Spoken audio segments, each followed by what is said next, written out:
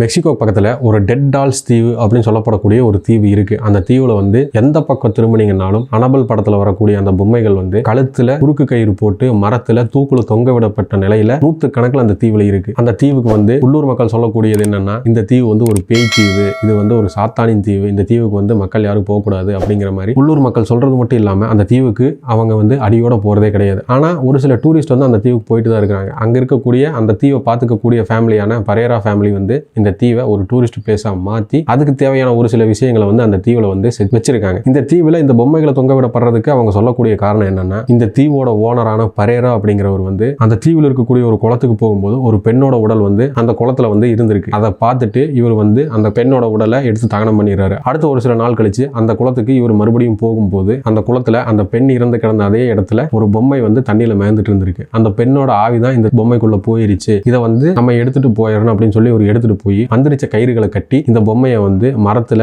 ஆணி அடிச்சு தொங்க விடுறாரு. இதே மாதிரி ரெகுலரா நடந்துகிட்டே இருக்கு. அந்த இடத்துல வந்து அடுத்த நாள் அவர் போகும்போதும் அதே இடத்துல அதே மாதிரி பொம்மை அந்த குளத்துல கிடந்திருக்கு. இதை பார்த்த உடனே இவர் வந்து அங்க கிடைக்கக்கூடிய எல்லா பொம்மைகளையும் எடுத்து இவர் வந்து இந்த மாதிரி ரிச்சுவல் பண்ணி மரத்துல தொங்க விட்டுருக்காரு. இது வந்து ரொம்ப பிரபலமாகுது. இந்த கதையை கேள்விப்பட்ட ஒரு டைரக்டர் வந்து இதை படமா எடுத்து ரிலீஸ் பண்றாரு. அதுக்கப்புறம் இந்த தீவு வந்து உலக அளவில் ரொம்ப பிரபலமாகுது. அதுக்கப்புறமா நிறைய பேர் வந்து இந்த தீவுக்கு விசிட் பண்றாங்க. ஆனா அவங்க எல்லாரும் சொல்லக்கூடிய விஷயம், இந்த தீவில் இருக்கக்கூடிய பொம்மைகள் அத்தனையுமே ஒரு சில வினோதமான விஷயங்களை செய்யுது. என்னன்னா, டூரிஸ்ட் போகும்போது அவங்கள பார்க்குற மாதிரியான கண்ணசைவுகளும் அந்த பொம்மைகளே வந்து பேசிக்கிற மாதிரியான சத்தங்களும் டூரிஸ்டுக்கு கேட்டதா நிறைய பேர் வந்து சொல்லியிருக்காங்க. உண்மை சொல்லணும்னா அந்த தீவுக்கு யார் போனாலும் பயமா தான் இருக்கும். ஏன்னா திரும்பின பக்கம் பூரா 100 கணக்கில் பொம்மைகள் வந்து தூக்குல தொங்கவிடப்பட்டிருக்கு. எக்ஸாக்டா சொல்லணும்னா ஒரு மரத்துல குறைஞ்சது 4 to 5 பொம்மைகள் வந்து தொங்கவிடப்பட்டிருக்கும். அப்படி இருக்கும்போது யாரு போனாலும் அந்த இடத்துல வந்து நம்மளுக்கு வியப்பாகவும் ஒரு மாதிரி பயமா மட்டும்தான் இருக்கும். இந்த காரணத்தினாலேயே இது வந்து ஒரு பிரபலமான ஒரு டூரிஸ்ட் பிளேஸா இருக்கு. இன்னும் சொல்லணும்னா டார்க் டூரிஸ்ட் பிளேஸ் அப்படின்னே இந்த இடத்த வந்து குறிப்பிடுறாங்க. இது உண்மையா பொய்யா அப்படிங்கிறது இப்போ வரைக்கும் யாருக்குமே தெரியல. ஏன்னா அங்க நடந்த கதைகளுக்கும் இவங்க சொல்லக்கூடிய விஷயங்களுக்கும் எந்த ஒரு ஆதாரமும் கிடையாது. அப்படி இருக்கும்போது இதை வந்து ஒரு பிசினஸ் மாடலா மட்டுமே இந்த தீவை வந்து பிரபலப்படுத்தி இருக்காங்களா அப்படிங்கிற கேள்வியும் எல்லாருனால எழுப்பப்படுது. இதை பத்தி நீங்க என்ன நினைக்கிறீங்க?